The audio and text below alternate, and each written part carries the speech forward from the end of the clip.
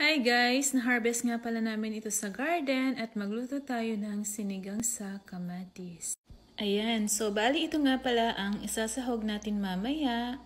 At syempre, kailangan muna nating linisin ang mga hipon kasi may dumi yan sa gilid.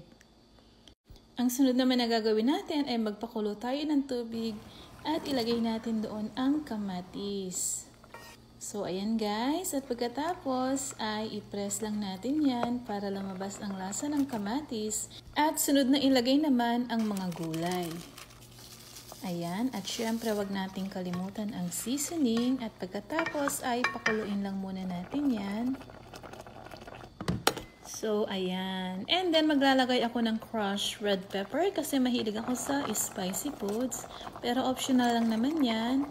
And then, ilalagay na natin ang dahon ng sibuyas at ang ating hipon. Ayan, pakuluan lang natin yan ng ilang minuto. At maya-maya lang, syempre, ay ready na ang ating sinigang sa kamatis. Ayan guys, o diba, gustong-gusto ko talaga dyan yung sabaw. At syempre, ready ko na ang aking sausawan, toyo na may sili at ang ating kanin. Ayan guys, happy eating!